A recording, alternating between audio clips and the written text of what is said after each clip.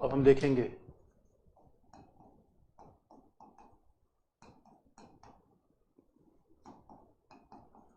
अल्पसंख्यकों के अधिकार, राइट्स ऑफ माइनॉरिटीज। और ये भारतीय संविधान खास विशेषता है, केवल नागरिक को अधिकार नहीं देता, विदेशियों को भी देता है, बहुमत को नहीं अल्पसंख्यकों को भी देता है। तो कई बार आपका सवाल होगा, सर ये बताओ ये कौन सी बात है, अल्पसंख्यक कौन है, पहला ही सवाल होगा। फिर अल्पसंख्यक को अधिकार क्यों, अधिकार जब सबको मिल गया लोकतंत्र में, तो अल्पसंख्यकों क्यों? क्योंकि दोस्तों याद रखो, लोकतंत्र में सरकार तो हमेशा बहुसंख्यक की बनती है, और इसीलिए जब सरकार बहुसंख्यक की बनेगी तो राज्य सरकार प्रशासन बहुसंख्यक आएगा। तो पता चला कि राज्य सरकार में जो आएगा वो अल्पसंख्यकों की भाषा संस्कृति के साथ छेड़छाड़ न करे, इसलिए उन्हें स्पेशल संरक्षण दिया गया है। इसलिए दोस्तों लोकतंत्र बहुमतवाद नहीं है, और इसलिए कहा भी जाता है अगर लोकतंत्र का सच्चा उपयोग कहीं आपको देखना हो तो आप ये देख लेना कि वहाँ अल्पसंख्यकों के अधिकार है या नहीं है। इसका मतलब है क्योंकि लोकतंत्र में देखिए दोस्तों हमेशा एक ही व्यक्ति की राय का महत्व है, और उसके संरक्षण की आवश्यकता ज़्यादा होती है जो बहुमत के डर से दब जाए। इसीलिए अनुच्छेद 29 में तुम्हारे संविधान निर्माता बड़े दूरदर्शी थे, तो उन्होंने अल्पसंख्यकों के लिए 2 अनुच्छेद का प्रावधान किया, और विवाद ज़्यादा है अनुच्छेद 30 पर। अनुच्छेद 29 तो बड़ा सिंपल सा है, लेकिन अनुच्छेद 29 में जो बात लिखी गई है कि नागरिकों के भारत में या भारत के किसी क्षेत्र में, भारत में या भारत किसी क्षेत्र में रहने वाले नागरिकों के किन्हीं वर्गों को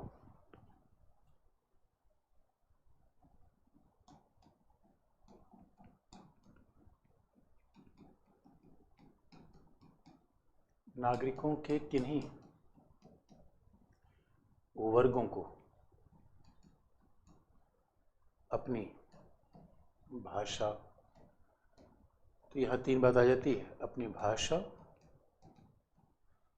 लिपि और संस्कृति के संरक्षण का अधिकार होगा। संस्कृति के संरक्षण का अधिकार होगा। तो दोस्तों जरा देखो, आर्टिकल 39 में अल्पसंख्यक शब्द का प्रयोग नहीं है,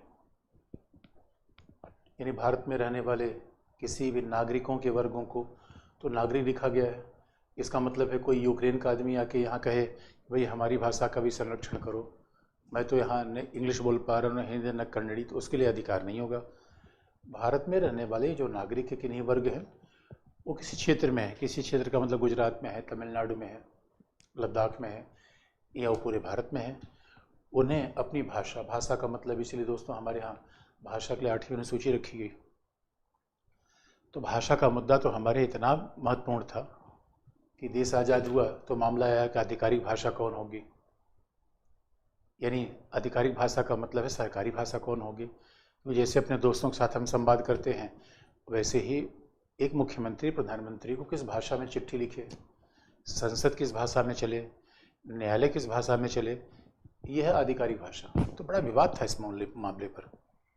तो आप देखोगे भारत में तो भाषा के आधार पर इतना बड़ा विवाद हुआ। और दोस्तों हमारा देश ऐसा है जिसे कोस कोस पे बदले पानी, 4 कोस पे बानी। अरे बच्चों कहीं पूरे दुनिया में जाओ, इतनी भाषाई विविधता कहीं आपको नहीं दिखेगी। अच्छा स्विट्जरलैंड, यूरोप में चले जाओ, स्विट्जरलैंड के लोग कहते हैं भाई हम बड़ी विविधतापूर्ण, तो पता चला स्विट्जरलैंड में जमा कुल 4 भाषा बोलने वाले लोग हैं। हमारे तो 22 भाषाएं 8वीं अनुसूची में है। उसके बाद तो जो भाषाओं को लाख लोग से ज़्यादा बोलते हैं वो भाषाएं भी लगभग 1200-1300 हैं। तो अपने आप में इतना दोस्तों के what a wonderful land India is, इतना विविधतापूर्ण देश है, इतना बहुलतावादी देश है। भाषा की विविधता तो संविधान निर्माता कह रहे थे भाई हर वर्ग अपनी भाषा का संरक्षण कर सकता है। और भाई भाषा का मतलब है स्वाभाविक रूप में किसी के लिए हिंदी हो सकती है। अब हिंदी चूँकि सरकारी भाषा है, आधिकारिक भाषा है, तो अब हिंदी में कामकाज होगा तो हिंदी भी पे खतरा तो नहीं आएगा, लेकिन तमिलियन, इसलिए आप देखेंगे दोस्तों दक्षिण भारत से तमिल, बंगाली, अभी अब ममता दीदी से बात करो, हमेशा माँ माटी और मानुस भलो बची। इसलिए आप देखोगे दक्षिण भारत के लोग हमेशा कहते हैं कि भाई हमारी भाषा हमारी भाषा। कई बार उत्तर प्रदेश में रहने वाले लोग कहते हैं हिंदी को बढ़ावा दिया जाए, हिंदी को बढ़ावा दिया जाए। दोस्तों, हम हिंदी को बढ़ावा नहीं दे सकते, क्योंकि हर व्यक्ति का अधिकार है कि अपनी भाषा का संरक्षण करे। ये हमारा फंडामेंटल राइट है, यानी हम किसी भाषा थोप नहीं सकते। और इसका बड़ा एग्जाम्पल देखो, श्रीलंका में सिंहली भाषा के लोगों ने सोचा तमिल भाषा के ऊपर अपनी भाषा में थोप दे, वो श्रीलंका के लिए प्रॉब्लम बन गई। इसीलिए हमारे संविधान निर्माताओं ने जगह दी है कि भाई हम किसी भाषा थोप नहीं पाएंगे, फंडामेंटल राइट है। जरा सोच के देखो, फंडामेंटल राइट केवल जीवन नहीं है, बोलना नहीं है, लैंग्वेज भी रखना फंडामेंटल राइट। कितनी बड़ी बात हो गई। केवल आना जाना नहीं, व्यवसाय करना नहीं, अरे अपनी भाषा में बोलना, अपनी भाषा की रक्षा करना, ये हमारा फंडामेंटल राइट है। और लिपि, अब देखो अगर पंजाबी भाषा है तो गुरुमुखी लिपि है, हिंदी भाषा है देवनागरी लिपि है। इतनी बात, भाषा भी आप रखिए, अपनी लिपि भी रखिए। और दूसरी बात है संस्कृति। तो दोस्तों संस्कृति का मतलब ये होता है पहनावा, खान पान। कोई पहनावा, खान पान, तो अपने रीति रिवाज, त्योहार, इस सब व्यक्ति को मनाने की छूट है। इसलिए दोस्तों आप देखो, अभी तमिलनाडु में जल किट्टू मनाया जाता है। अब जल किट्टू में सांडों की दौड़ होती है। कई लोग कहते हैं कि भैया ये कौन सा कल्चर है। तो दोस्तों कल्चर तो भारत में इतना विविधतापूर्ण है। अब आदिवासी कल्चर अलग है हमारे यहाँ। ये कैसा खास देश है, इसीलिए। और कहा भी जाता है व्यक्ति केवल एक खाने पीने वाला प्राणी नहीं है। व्यक्ति को ये न समझा जाए कि रोटी कपड़ा मकान मिल गया, रोजगार मिल गया, पूरा हो गया। अरे तो कल्चर का बड़ा महत्व होता है। अब इस बात से समझेंगे कि जो भारत के लोग जहाँ कनाडा में बस गए हैं, वो भी बाकायदा अपने यहाँ कोई ना कोई भारत का टेलीविजन चैनल सब्सक्राइब करते हैं। कह रही कभी कल्चर का दोस्तों लैंग्वेज से बड़ा रिलेशन होता है। आप याद रखो, लैंग्वेज बदली कि कल्चर बदला। इसलिए हिंदी भाषा के देखो, और हिंदी भाषा में कहा भी जाता है हमारी कल्चर क्या है, गुरु गृह पढ़न गए रघुराई, अल्पकाल विद्या सब पाई, प्रात काल उठ के रघुनाथा, मात पिता गुरु नामय नाथा।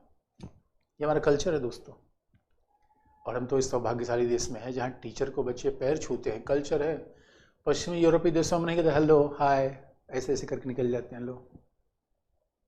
यानी माता का, पिता का पैर छूना, ये इनका कल्चर है। और आप देखोगे, इसलिए कई बार जो अंग्रेजी भाषा में, अंग्रेजी स्कूल में बच्चे पढ़ते हैं, वो सभी कल्चर भूल जाते हैं। इसीलिए कल्चर का लैंग्वेज के साथ बड़ा रिलेशन है। अगर पंजाबी भाषा आपको नहीं आएगी तो फिर सिख धर्म यानी गुरु ग्रंथ साहब आप नहीं पढ़ पाओगे, कल्चर नहीं पढ़ पाओगे। इसीलिए कहा जाता है कि अनुच्छेद 29 में अल्पसंख्यक शब्द का प्रयोग है नहीं, लेकिन सामान्यतः चूँकि बहुमत भाषा को खतरा नहीं होता, उससे ज़्यादा लोग बोल रहे हैं, उसी की फिल्में बन रही हैं, लेकिन ज़्यादा समस्या किनको लोगों को होती है, जो थोड़ी संख्या में बोलते हैं। इसलिए अब देखो, कनाडा में रहने वाले सिख धर्म के लोगों को लगता है पंजाबी भाषा हमारे बच्चे पढ़े, वो मांग करते हैं कि पंजाबी भाषा में बढ़ावा। और दिल्ली में तो रहने वाले दोस्तों, यही कारण है कि दिल्ली में रहने वाले तमाम कोई गुजराती हैं, तमिलियन लोग हैं, उन लोगों ने अपना स्कूल खोल रखा है, क्योंकि वहाँ वो अपनी भाषा को अलग तरीके से पढ़वाते हैं। ये उनका फंडामेंटल राइट है। क्योंकि ये भी सच है, कल्चर को प्रिजर्व करने का एक बहुत बड़ा तरीका होता है स्कूल, शिक्षा। तो आर्टिकल 29 क्लॉज 2 में लिखा गया है कि राज्य के द्वारा, अनुच्छेद 29 क्लॉज 2 में बात लिखी गई है कि राज्य के द्वारा संचालित किसी शैक्षणिक संस्था में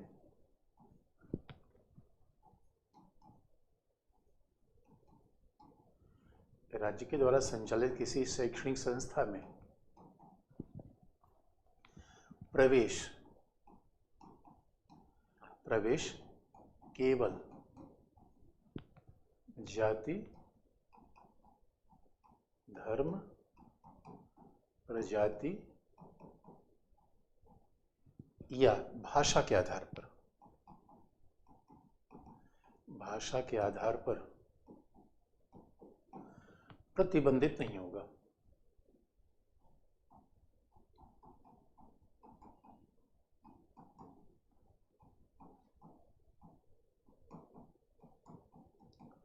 भाषा के आधार पर प्रतिबंधित नहीं होगा, ये बड़ा ध्यान देने की है।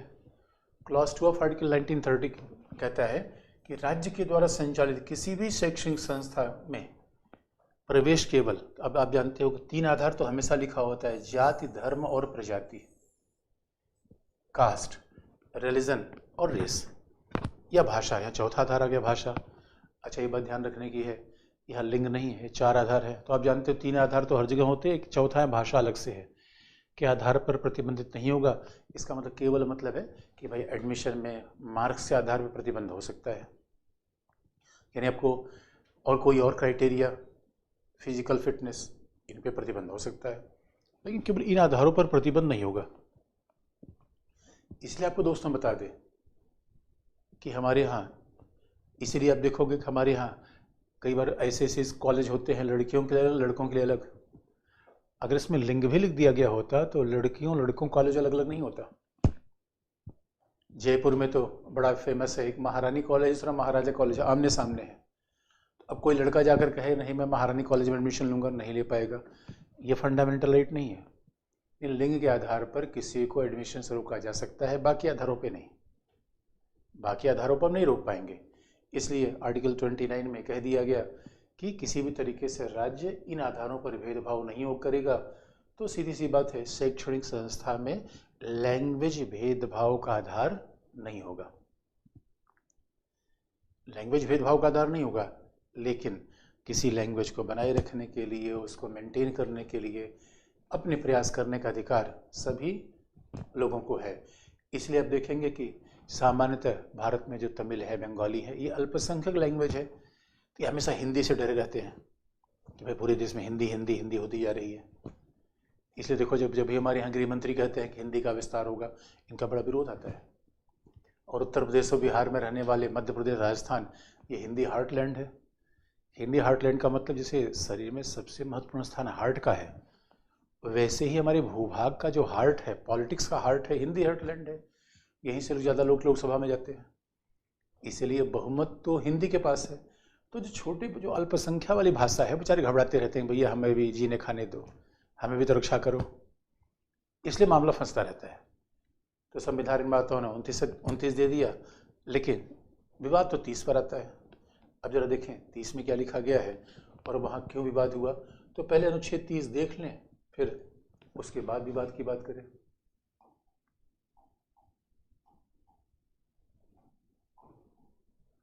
अनुच्छेद 30 का क्लॉज 1 जो कहता है, अनुच्छेद 30 क्लॉज 1 में कहा गया है कि भाषाई अथवा धार्मिक अल्पसंख्यकों को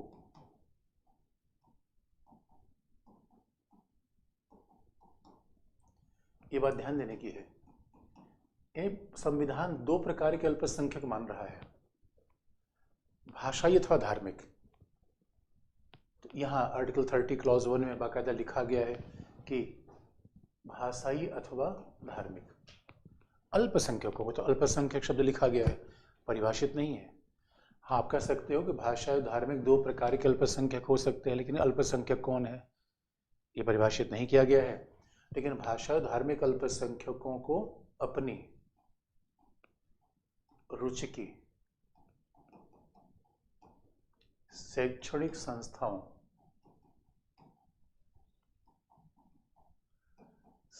संस्थाओं की स्थापना एवं प्रबंध का अधिकार होगा।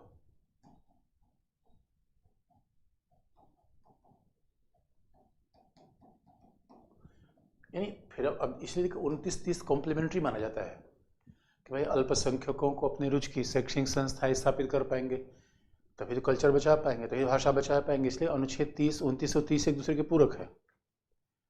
लेकिन अब सवाल है कि आखिर में अल्पसंख्यक कौन है। ये तो उत्तर संविधान दे नहीं रहा है। इस पर विवाद है कि अल्पसंख्यक कौन है, और अल्पसंख्यक अगर भाषाई और धार्मिक है, दो प्रकार के अल्पसंख्यक संविधान तो बता रहा है। इसका मतलब हो सकता है, लेकिन अब अल्पसंख्यक भाषाई धार्मिक पूरे इंडिया में देखा जाए कि राज्य में देखा जाए? पूरे इंडिया में देखा जाए तो हिंदू कहीं अल्पसंख्यक नहीं होंगे धार्मिक रूप में, तो पूरे इंडिया में तो हिंदू बहुसंख्यक हैं। राज्यों के हिसाब से देखेंगे तो कई राज्यों में हिंदू अल्पसंख्यक आ रहे हैं, यहाँ विवाद पैदा हो रहा है।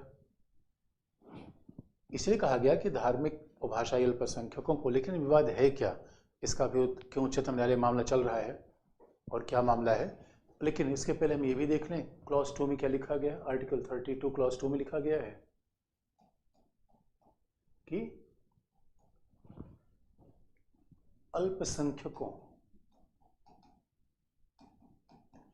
अल्पसंख्यकों के द्वारा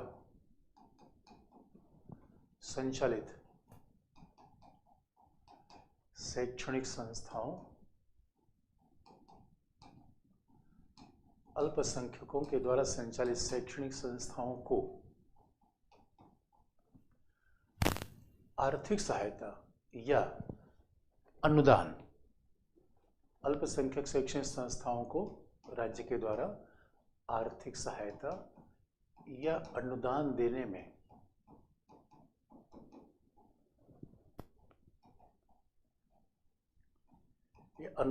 में कोई भेदभाव नहीं किया जाएगा।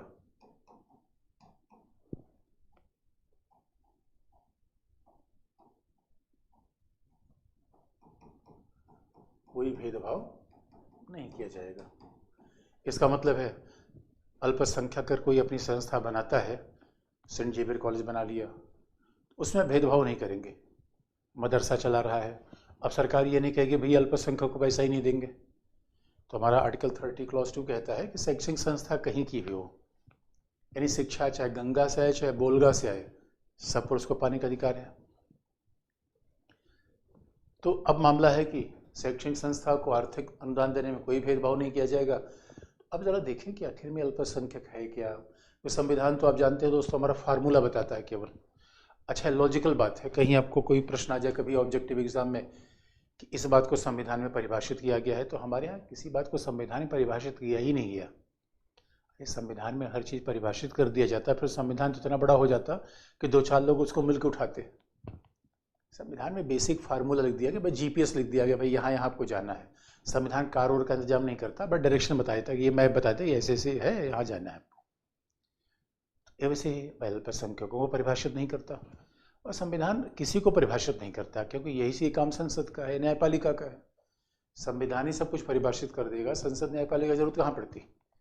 इसका मतलब है अल्पसंख्यकों की परिभाषा के लिए कहीं ना कहीं या तो हमें संसद के विधि देखनी है या हमें न्यायपालिका देखनी है। तो और इसलिए अब आप देखोगे कि अब जरा हम देखें कि अल्पसंख्यक हैं कौन, अल्पसंख्यक शैक्षणिक संस्था कौन है। इसी बात पर जरा देखा जाए कि भारत में अल्पसंख्यक कौन है, कितने लोग अल्पसंख्यक हैं। तो ये संसद ने पहली बार national commission for minority act बनाया, यानी राष्ट्रीय अल्पसंख्यक आयोग अधिनियम। तो 92 में संसद ने राष्ट्रीय अल्पसंख्यक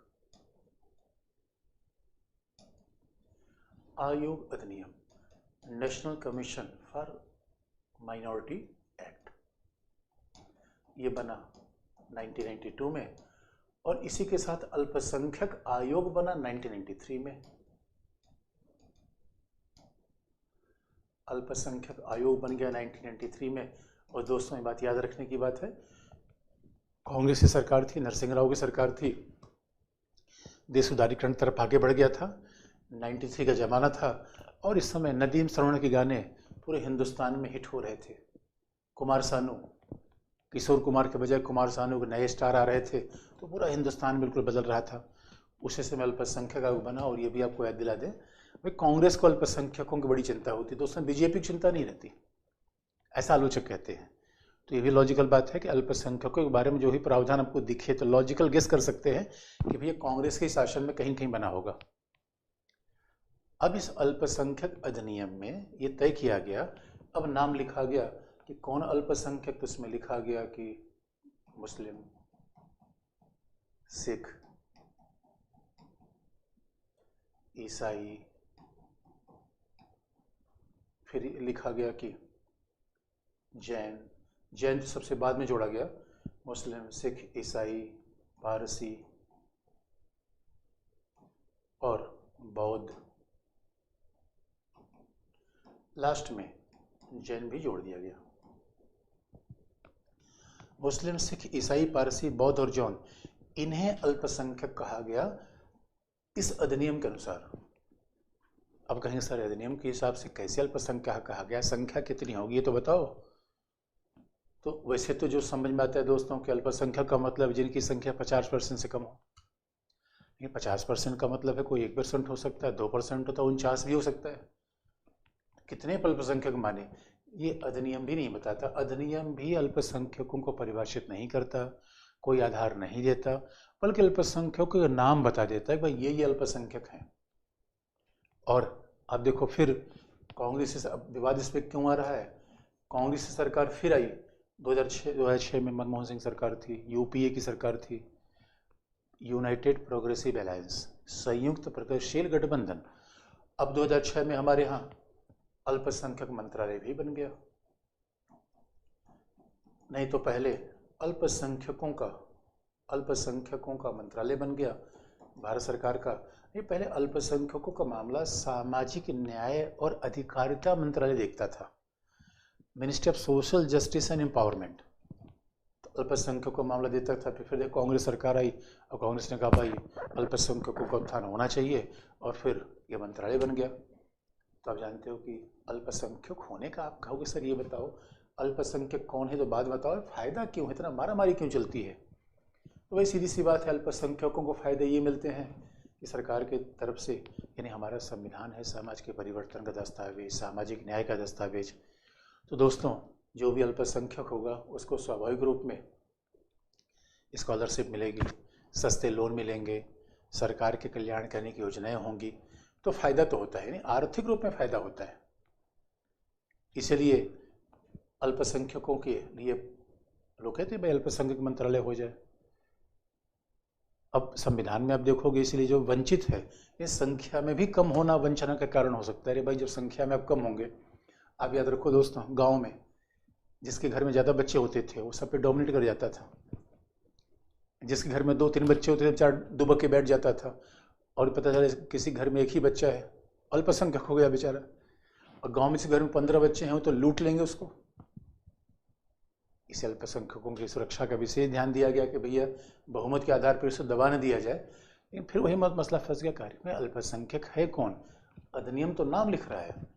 तो फिर आप कहेंगे अब फिर दूसरा फिर तरीका हम कहाँ से ढूंढें, फिर हम उच्चतम न्यायालय के निर्णय में चले।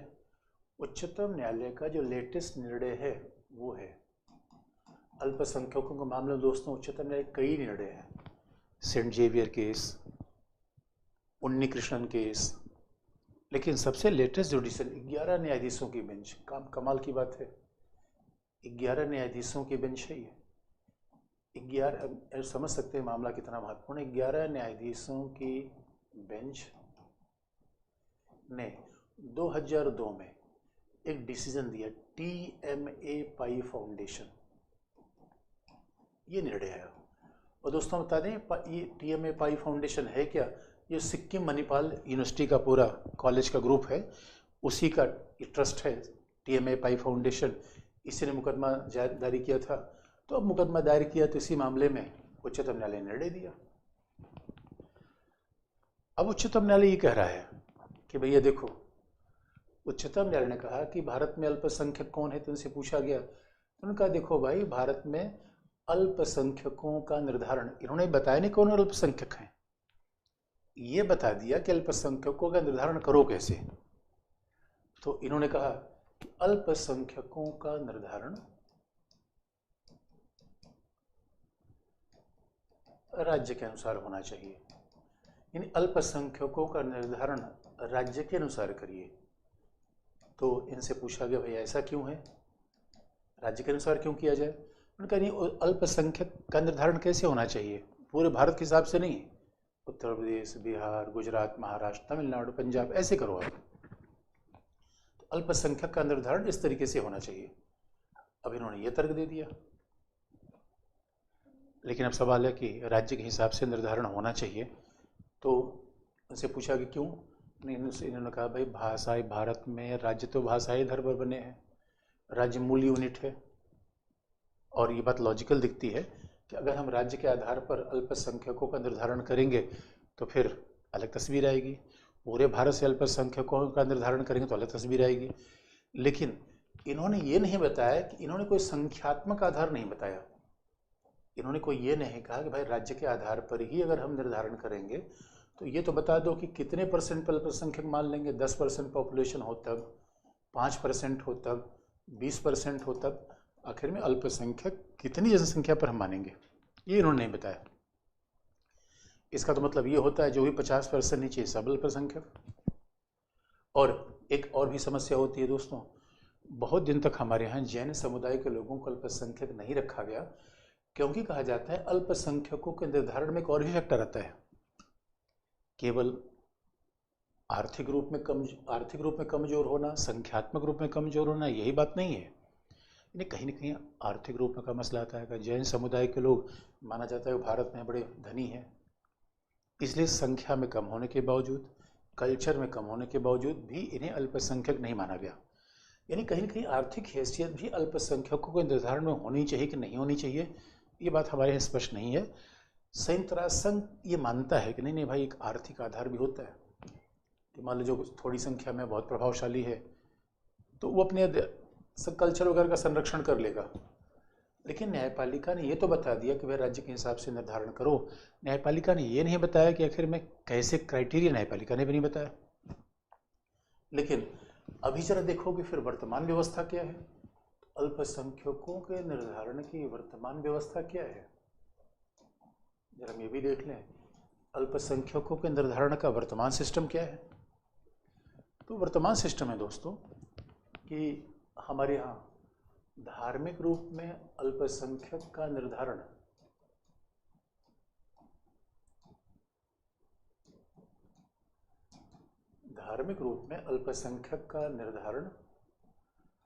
अखिल भारतीय रूप में किया जाता है।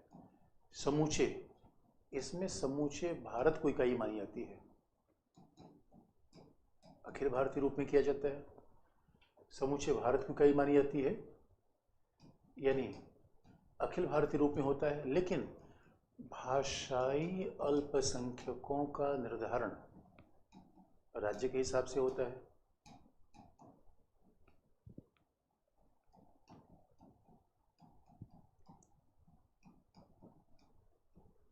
भाषाई अल्पसंख्यकों का निर्धारण राज्य के अनुसार होता है। तो ये बड़ा इंटरेस्टिंग पार्ट है। इसका मतलब है कि तमिलनाडु में रहने वाला बंगाल का व्यक्ति भाषाई अल्पसंख्यक है, कर्नाटका में रहने वाला मराठी भाषाई अल्पसंख्यक है, पंजाब में रहने वाला हिंदी भाषी भाषाई अल्पसंख्यक है। लेकिन मुस्लिम पूरे हिंदुस्तान में कहीं भी रहेगा अल्पसंख्यक रहेगा, क्रिश्चियन कहीं भी रहेगा अल्पसंख्यक रहेगा, उसका राज्य के हिसाब से मसला नहीं है। अब आप देखोगे कि उच्चतम न्यायालय ने तो कहा कि भाई राज्य के हिसाब से अल्पसंख्यकों का निर्धारण किया जाए, लेकिन वर्तमान व्यवस्था में टेंडेंसी ऐसा है कि धार्मिक आधार पर पूरे भारत का ही माना गया है, भाषाई आधार पर राज्य को। और इसीलिए उच्चतम न्यायालय में एक याचिका दायर की गई है। और हमारे यहाँ एक वकील हैं जो उपाध्याय जी, जो हमेशा उच्चतम न्यायालय में पहुँचे रहते हैं, बल्कि अभी उच्चतम न्यायालय थोड़ा सा नाराज हो गया। उच्चतम न्यायालय का क्या बात आप कर रहे हो यार, अरे अब क्या हम जनपद के आधार पर अल्पसंख्यकों का निर्धारण करना शुरू कर दें। और फिर इसमें जब ये मामला लेके गए ही है तो उच्चतम न्यायालय ने कहा कि भैया ऐसा है, सब राज्यों से राय मांगी और संघ सरकार ने भी कहा भाई सब राज्यों से राय मांग लिया जाए।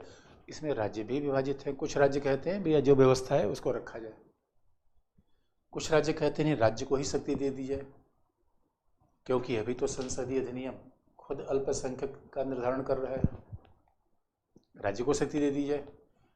और दिल्ली सरकार ने तो बड़ा अनूठा सजेशन दिया। दिल्ली ने कहा कि भाई देखो राज्य को शक्ति दी भी जाए, लेकिन दिल्ली में रहने वाले जितने भी माइग्रेटेड माइनॉरिटी हैं, जो कश्मीर से आगे कहीं और से आगे दिल्ली में बस गए, उनको भी माइग्रेटेड माइनॉरिटी का दर्जा दे दिया जाए। अपने आप एक नया ही विचार ला दिया। जबकि माइग्रेटेड माइनॉरिटी प्रवासी अल्पसंख्यक, तो दिल्ली सरकार ने एक नया ही मामला इसमें पचड़ा जोड़ दिया। लेकिन अभी तक ये मामला उच्चतम न्यायालय में सुनवाई चल रही है और सरकार क्या कह रही है कि ऐसा है कि देखो, और इस मामले में तमाम उच्च न्यायालयों में भी मामले पड़े हुए हैं। तो सरकार कह रही है कि भाई ये हम राज्यवाइज करें कि न करें, इस मामले में कशमकश है। लेकिन अगर आप देखोगे कि राज्यवाइज कर दिया जाए तो स्वाभाविक रूप में, यानी भाषा के हिसाब से तो राज्यवाइज है ही है, कुल मिला के राज्य के हिसाब से, धर्म के हिसाब से भी अल्पसंख्यक राज्य में होने चाहिए। क्योंकि अगर ऐसा हो गया तो आप देख लो दोस्तों, हमारे यहाँ कई ऐसे राज्य हैं जहाँ हिंदू अल्पसंख्यक है, मामला यही फंस रहा है।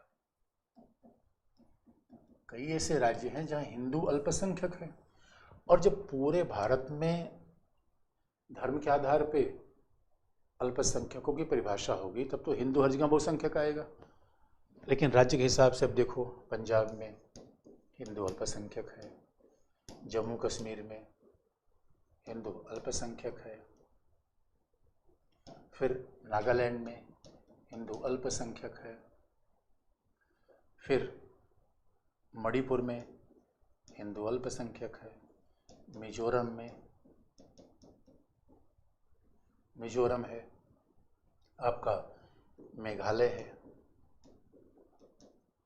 उधर आपका पुडुचेरी है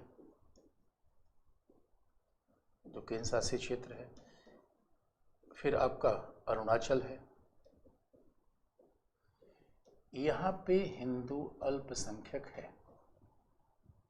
तो ऐसे राज्यों में हिंदू अल्पसंख्यक है, इसका मतलब दोस्तों आप याद रखना, नॉर्थ ईस्ट में असम और त्रिपुरा में हिंदू बहुसंख्यक है।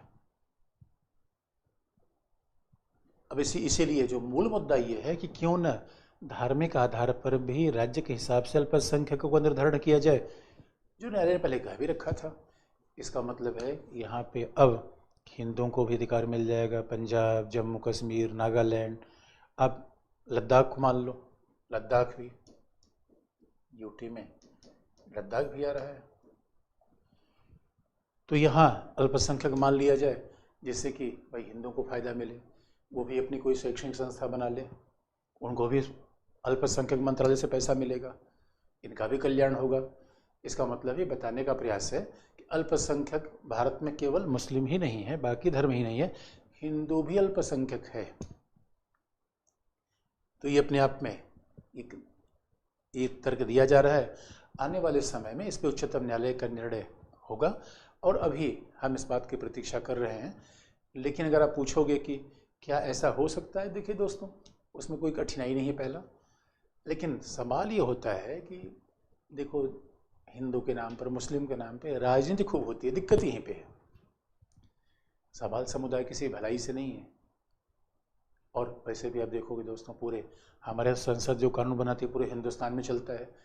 अरे दोस्तों, ये ठीक बात है कि हिंदू यहाँ अल्पसंख्यक हो सकते हैं, लेकिन लोकसभा में जहाँ बहुमत है तो हिंदू ही है।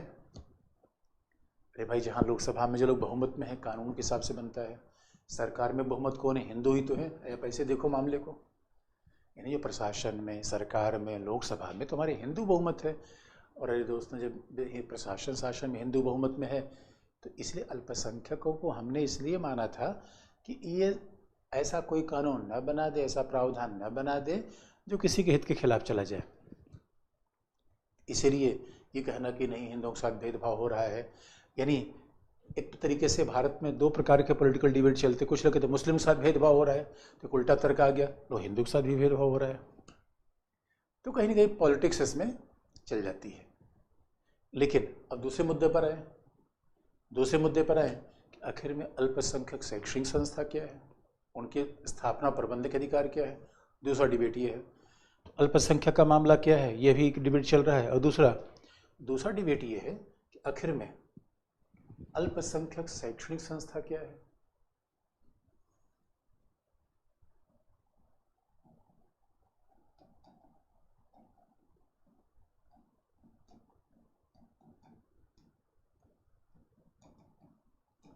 माइनॉरिटी एजुकेशनल इंस्टीट्यूशन का मतलब क्या होता है।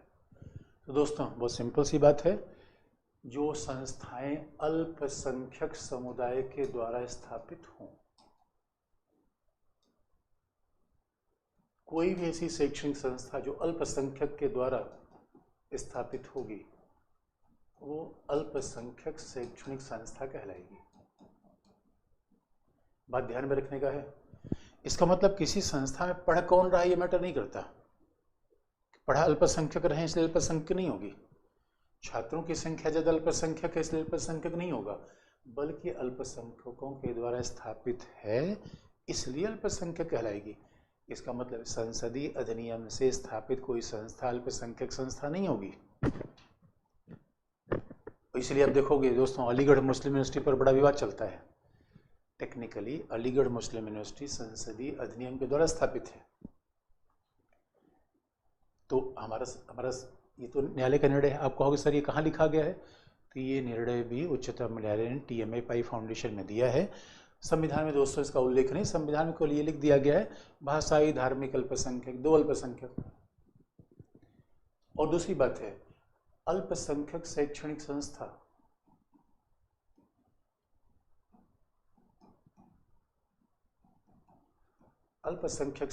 संस्था केवल भाषा धर्म की रक्षा के लिए नहीं बनेगी। अल्पसंख्यक शैक्षणिक संस्था केवल धार्मिक और भाषाई संरक्षण के लिए नहीं होगी, संरक्षण के लिए ही नहीं होगी दोस्तों, अपितु विज्ञान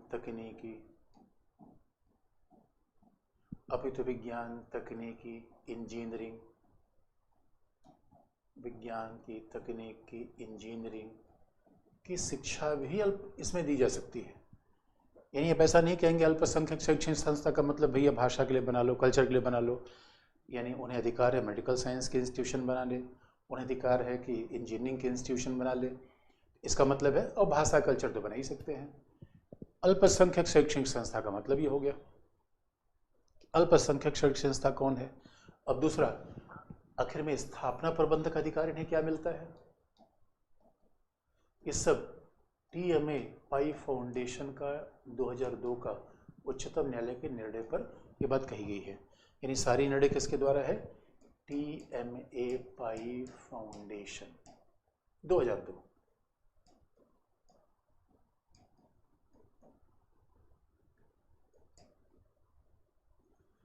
TMA पाई फाउंडेशन 2002 का निर्णय है, इसी में सारी बात उच्चतम न्यायालय ने कही है।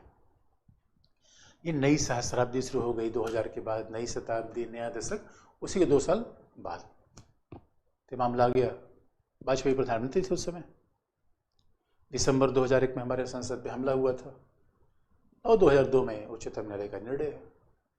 और इस 2002 में अब स्थापना प्रबंधक अधिकार का मतलब है कोई भी अल्पसंख्यक शैक्षणिक संस्था जैसे कि सेंट जेवियर, मदरसा, तो ये अल्पसंख्यक शैक्षणिक स्थापना का मतलब है इन्हें फीस लेने का अधिकार होगा। ये फीस भी निर्धारित करेंगे। भाई स्थापना प्रबंध में यही तो आएगा, जब पैसा ही नहीं रहेगा तो किस बात का मैनेजमेंट? अरे भाई किसी भी चीज़ के लिए पहले पैसा चाहिए। तो न्यायालय ने कहा भाई देखो ये अपनी फीस निर्धारित करेंगे। और दूसरी बात है ये अल्पसंख्यक छात्रों का प्रतिशत भी निर्धारित करेंगे। अल्पसंख्यकों का प्रवेश कितनी मात्रा में होना चाहिए?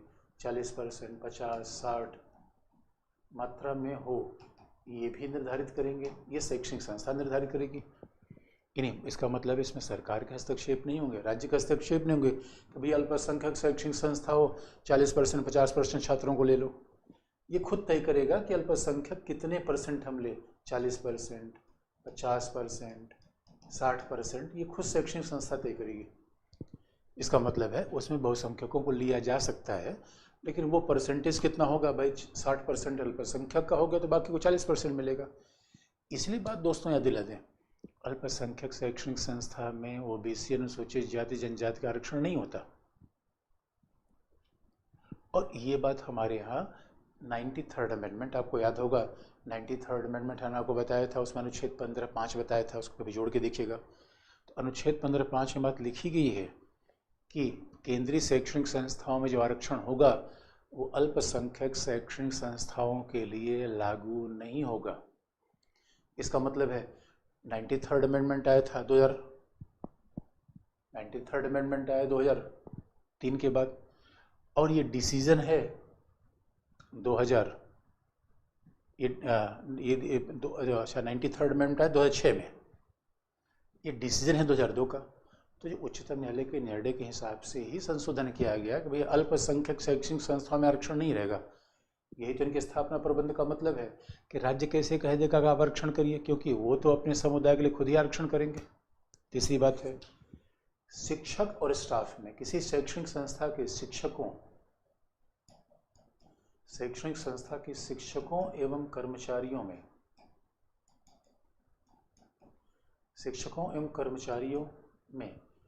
अपने समुदाय के लोगों की भर्ती की जाएगी।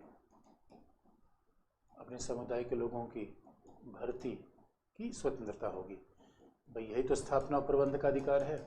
इसका मतलब है, इसके पहले जब उच्चतम न्यायालय सेंट स्टीफन केस लेकर आया था, उसने कहा था नहीं 50% रिजर्वेशन होगा।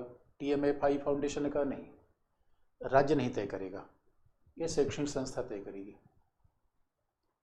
इसके पहले उन्नीकृष्णन केस आया था, उसने कहा था अल्पसंख्यक शैक्षणिक संस्था फीस नहीं तय करेगी। भाई 11 न्यायाधीशों की बेंच है, इसने कहा ना अरे फीस भी तय करेगी। लेकिन आप कहोगे सर ये बताओ, अल्पसंख्यक शैक्षणिक संस्था, और आपको ये भी याद दिला दे कि अल्पसंख्यक शैक्षणिक संस्था को मान लो कि सरकार से पैसा ले रही है, तो आपको याद दिला दे भाई सरकार तो हर शैक्षणिक संस्था को पैसा दे रहा है। अल्पसंख्यक शैक्षणिक संस्था को सरकार से अनुदान मिलेगा, जैसा क्लॉज 2 ऑफ आर्टिकल 30 में कहा गया है।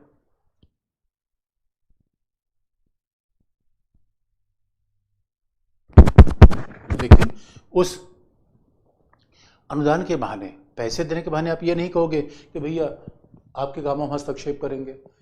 यानी स्थापना प्रबंधक अधिकार में इंटरेस्टिंग पार्ट है, इन्हें सरकार से पैसा भी मिलेगा। अरे भाई दोस्तों, शिक्षा का तो मूल काम राज्य का है। अब शिक्षा का ये काम कोई संस्था कर रही है तो राज्य के काम को तो हल्का कर रही है, इसमें राज्य को नाराज होने कोई बात नहीं है। राज्य क्यों नाराज होगा इसमें? इसीलिए ये बात कह दी गई कि भाई देखो, उनको पूर्ण स्वायत्ता रहेगी, उनको वित्तीय अनुदान में कोई भेदभाव नहीं किया जाएगा, क्योंकि राज्य का दायित्व है सब पढ़े लिखे, और खास तौर पे अल्पसंख्यक, क्योंकि कई बार एक अनुमान होता है कि बहुसंख्यक उनके साथ भेदभाव न कर दे, उनकी कल्चर खतरे में पड़ जाए, ऐसा अनुमान भी ना हो।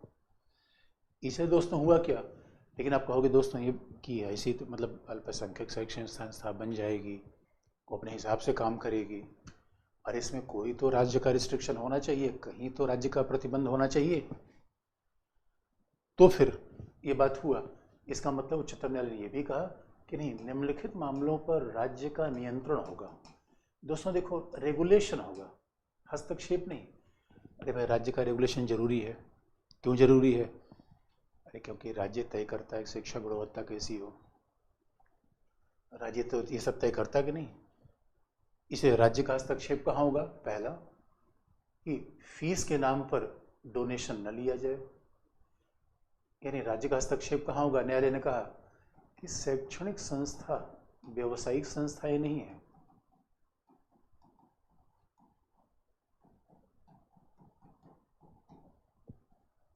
शैक्षणिक संस्थाएं व्यावसायिक संस्थाएं नहीं है, इसलिए इन्हें डोनेशन लेने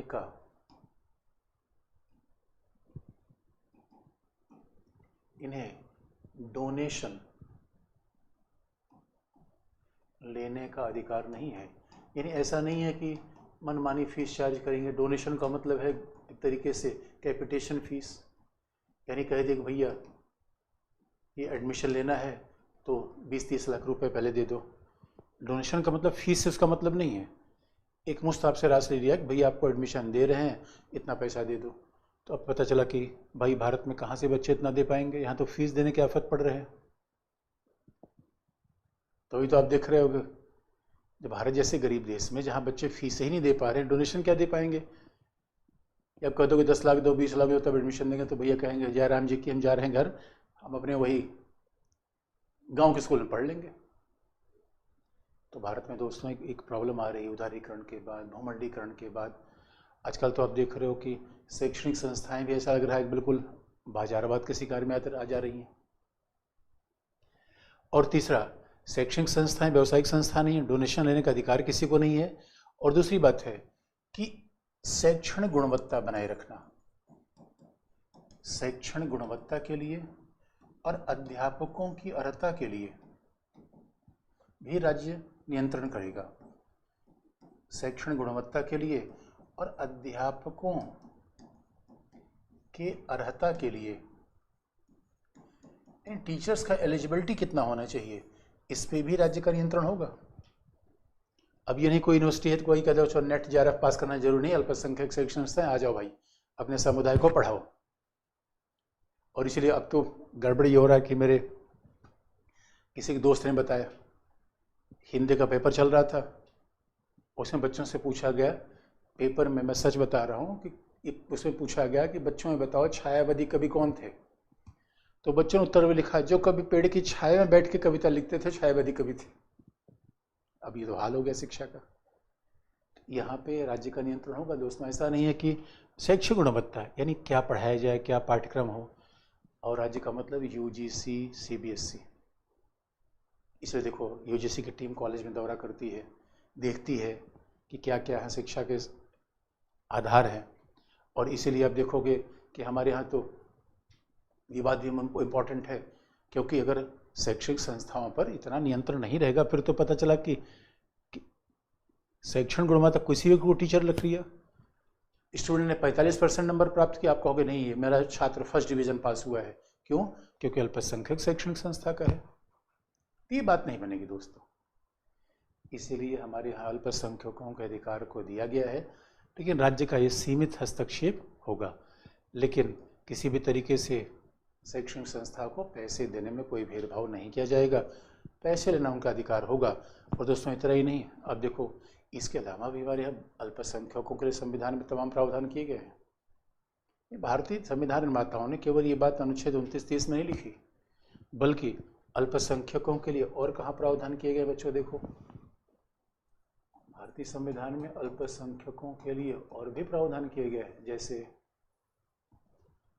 अब देखोगे अनुच्छेद 350A में। तो अच्छा आप पूछोगे सर ये बताओ अल्पसंख्यकों को शैक्षणिक संस्था स्थापित करने का अधिकार बहुसंख्यकों को क्यों नहीं दिया गया? अरे बहुसंख्यकों को पहले से है, अनुच्छेद 19 के क्लॉज 1 सब क्लॉज जी में कोई भी व्यवसाय व्यापार उद्यम कर सकता है, तो किसी को मना नहीं किया गया है। और अनुच्छेद 350(1) में तो ये कहा गया है राज्य का दायित्व है, राज्य का दायित्व है कि अल्पसंख्यक समुदाय के बच्चों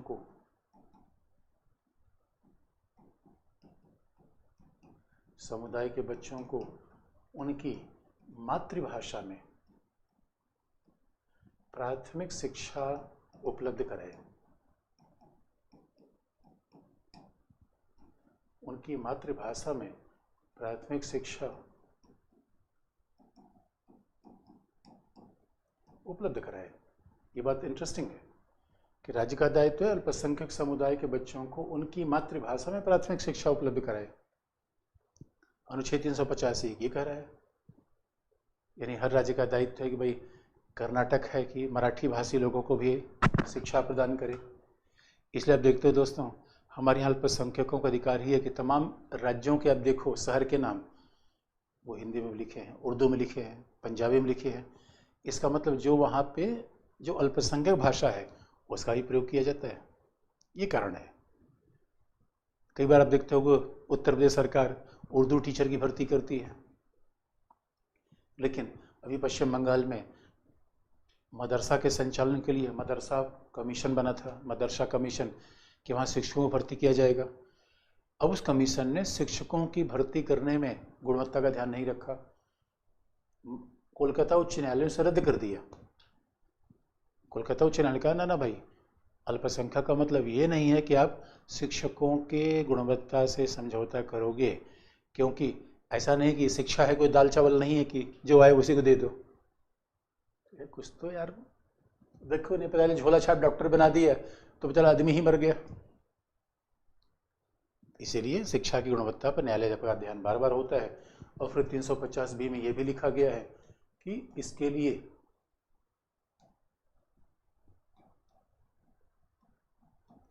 यानी अल्पसंख्यकों को, अल्पसंख्यक समुदाय के बच्चों को मातृभाषा में शिक्षा प्रदान किया जाए, इसलिए बाकायदा पदाधिकारी होगा। तो अल्पसंख्यक समुदाय के बच्चों के, अल्पसंख्यकों के भाषाई यानी अल्पसंख्यकों के शिक्षा के लिए राज्य एक पदाधिकारी की नियुक्ति भी करेगा।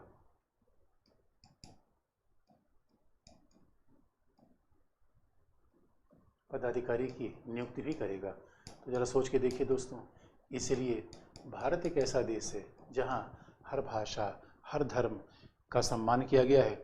यही तो आप देखो दोस्तों, सर्वधर्म समभाव। नहीं तो अल्पसंख्यकों को इतना अधिकार दिया गया है और हैरान हो जाओगे, ये अधिकार तो बड़े बड़े देशों में नहीं। ऑस्ट्रेलिया, कनाडा, अमेरिका, सब लोकतांत्रिक देश है। और आज तो लोकतांत्रिक देश होने के बावजूद ये समझ नहीं पाए कि अल्पसंख्यकों के लिए भी अधिकार होता है। हमारे संविधान में बातें पहले समझ गए थे।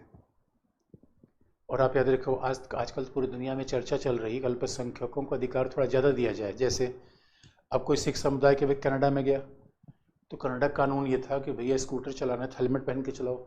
सिख समुदाय के व्यक्ति ने कहा ना भाई, हम साफे पर हेलमेट कैसे पहनेंगे, हमें छूट दी जाए। कनाडा में सिख समुदाय के व्यक्तियों को हेलमेट पहनने से छूट दी गई। अब देखो, हमने अल्पसंख्यकों को विशेष अधिकार दिया। इसे ही बहुसंस्कृतिवाद कहा जाता है, आज के जो मल्टीकल्चरलिज्म। क्योंकि और मल्टीकल्चरलिज्म का मतलब है अल्पसंख्यकों को केवल इतना अधिकार नहीं, बस समान अधिकार है, कुछ ज़्यादा अधिकार दो, क्योंकि उनकी आवश्यकताएं ज़्यादा है, उनके रीति रिवाज अलग है, उनके कल्चर अलग हैं, कपड़े अलग हैं। इसे दोस्तों हमारे यहाँ हिजाब उजाब का विवाद नहीं होना चाहिए। एक लोकतंत्र में इस विवाद के खड़ा खड़े कोई मतलब नहीं है, क्योंकि अगर अल्पसंख्यक भी शक्तिशाली होगा पूरा देश आगे बढ़ेगा। और बहुमत के नाम पर कभी अल्पमत को दबाने का प्रयास न किया जाए। यदि हमारे हिंदुस्तान में एक पॉलिटिक्स का मामला है, अन्यथा तो सरकार या संविधान के द्वारा तो उनको विशेष अधिकार हमेशा दिए गए हैं। क्योंकि आप ये कह सकते हो सर बहुसंख्यक मंत्रालय क्यों नहीं, अल्पसंख्यक मंत्रालय क्यों है? तो अरे भाई सीधी सी बात है, अल्पसंख्यक मंत्रालय इसलिए है कि शासन समाज सब बहुसंख्यकों के नियंत्रण में है, इसलिए अल्पसंख्यक मंत्रालय है। और बस अंतिम में ये बात आपको याद दिला दें कि हमारे देश में ये लोकतंत्र को मजबूती प्रदान करता है। इसलिए हम क्या कहते हैं, अल्पसंख्यक अधिकार क्या बताता है कि भारत में सर्वसमावेशी लोकतंत्र है, सबका साथ सबका विकास। इसे कहते हैं इनक्लूसिव डेमोक्रेसी। तो संविधान क्या बताता है कि ये इनक्लूसिव डेमोक्रेसी है, सर्वसमावेशी लोकतंत्र। यानी यहाँ केवल बहुमत की बात नहीं की जाती, सबकी बात की जाती है, सबको साथ लिया जाता है। यह है सर्वसमावेशी लोकतंत्र। इसलिए अनुच्छेद 2930 ये है, अल्पसंख्यकों का अधिकार इतने हैं, इतने अल्पसंख्यकों का अधिकार है। अब बाकी पीटी के लिए, प्रारंभिक परीक्षा के लिए, प्रिलिमिनरी टेस्ट के लिए अब थोड़ा अल्पसंख्यक आयोग और आप देख लेना, क्योंकि वो महत्वपूर्ण रहेगा। अब हम दोस्तों एक ऐसे अनुच्छेद पर आएंगे जो अनुच्छेद बेचारा इसकी विदाई हो चुकी है, जो कोमा में चला गया। यानी आप कह लो कोमा में क्या, वो मर ही गया। तो हमारे फंडामेंटल राइट में एक ऐसा अनुच्छेद जो फंडामेंटल राइट का पार्ट था, निकाल दिया गया दोस्तों। बाकी तो फंडामेंटल राइट में जो सब हैं, यानी फंडामेंटल राइट के रूप में जितने हमारे बच्चे पैदा हुए थे सब सही सलामत थे दोस्तों। एक बच्चा उसमें गड़बड़ा गया। अगर फंडामेंटल राइट भारत के बच्चे समझ लिया जाए तो उसमें एक बच्चा गड़बड़ा गया, उसका नाम है संपत्ति का अधिकार, आर्टिकल 31। अब बच्चे के साथ गड़बड़ी हुई क्या, क्यों बच्चे को हटाया गया? तो अब हम देखेंगे आर्टिकल 31 संपत्ति का अधिकार।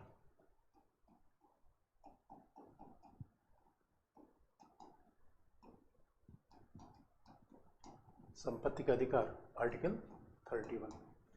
लेकिन दोस्तों अब संपत्ति के अधिकार की बात जब भी की जाती है, बड़ा इंटरेस्टिंग मामला है, प्रॉपर्टी है क्या, इस पर नज़रिया बढ़ जाता है। संविधान निर्माताओं का नज़रिया बटा हुआ था, क्योंकि हमारे जब देश आज़ाद हुआ जमींदारी थी, किसी के पास संपत्ति ज़्यादा थी, किसी के पास संपत्ति कम थी। तो संपत्ति के अधिकार की बात आई, कुछ लोगों ने कहा अरे भाई ये कैसे फंडामेंटल राइट में रखा जाएगा। अरे बताओ, संपत्ति के अधिकार की बात कर रहे हो, ये जिम्मेदारी को अधिकार की बात कर रहे हो। ये संविधान निर्माता चाहते क्या है कि भैया जो समाज में अमीर हैं, पूंजीपति हैं, उनके अधिकारों को हम बचा दें, क्या यही संविधान निर्माता चाहते हैं? ये बवाल हो गया इस पर। लोगों ने कहा भाई ये कौन सी बात है। अब इसीलिए, लेकिन दोस्तों इसलिए संपत्ति क्या है इस मामले में मतभेद है। हमारे मार्क्सवादी भाग आके उन्होंने कहा संपत्ति तो मजदूरों की देन है, श्रमिकों की देन है। अरे दोस्तों पूरे समाज में देखो, जो काम करता है तो मजदूर ही है, इतना गरीब रहता है। इस देश की विडंबना ये है, पूरी दुनिया की विडंबना है, जो सबके घर बनाता है वो खुद बेघर रहता है। तो मार्क्सवादी भाई ने कहा ये संपत्ति मजदूरों की है। गांधी बाबा से पूछा गया, गांधी बाबा संपत्ति क्या है? गांधी बाबा ने कहा ईश्वर की है। क्या मजदूर, क्या मकान मालिक, सब लोग ईश्वर के, हम भी ईश्वर के, सब लोग ईश्वर के, संपत्ति भी ईश्वर की। और फिर उदारवादियों से पूछा गया तुम बताओ संपत्ति क्या है? अरे उनका संपत्ति क्या है? अरे व्यक्ति की प्रतिभा और क्षमता की देन है। तो सूर्य कुमार यादव देख रहे हो दोस्तों, कौन सा बहुत जमींदार परिवार से था, अब क्रिकेट खेलने लगा और दे चौके दे छक्के मारा, संपत्ति की बरसात हो गई। इसलिए कुछ लोग कह रहे हैं अरे भाई सब लोग समान रूप में संपत्तिशाली है, सबके अपने हाथ हैं, सबके पाँव हैं, सबकी आँख है, सबके कान है, इसलिए मेहनत करो, आगे बढ़ो, अपने आप संपत्तिशाली हो जाओगे। इसलिए संपत्ति का अधिकार का मतलब है कि अरे बोलने का अधिकार हमें दिया गया, आवागमन का अधिकार दिया गया। तो जो बोलने का अधिकार है, आवागमन का अधिकार है, जीवन का अधिकार है, दोस्तों जीवन का अधिकार दे दिया और कह दिया एटीएम मत रखो, तो संपत्ति का मतलब ये जीवन का अधिकार क्या हो गया? इस दोस्तों संविधान सभा में इस बात की बड़ी बहस चली और हमारे संविधान निर्माताओं ने जानते हमेशा बीच बीच का रास्ता लिया। तो उनका भाई सबका ध्यान रखा जाएगा, संपत्ति रहेगी भी, इसका मतलब कोई संपत्ति नहीं रहेगी। दोस्तों अनुच्छेद 19 से आने जाने का अधिकार, बसने का अधिकार, अरे बसेंगे तो पैसा लगेगा, अरे जाएंगे टिकट लगेगा, बिना उसके मामला कहाँ बनेगा। जीवन का अधिकार, लो एटीएम है ही नहीं है, और जीवन का अधिकार ठीक वैसे होगा जब बिना पैसे के मेले में चले गए। अरे बिना पैसे के दोस्तों शहर बाजार में कहाँ जाओगे? लेकिन ये भी ध्यान रखा गया कि संपत्ति के नाम पर कोई जमींदारी न होने पाए। संपत्ति के नाम पर एक ही व्यक्ति का गांव में पूरा जमीन है, बाकी से भूमिहीन किसान हो गए, ये भी ना होने पाए। इसे दोस्तों संविधान निर्माताओं ने बीच का रास्ता लिया, और रास्ता है क्या आपको अगली क्लास में बताएंगे। आज के लिए इतना ही, धन्यवाद।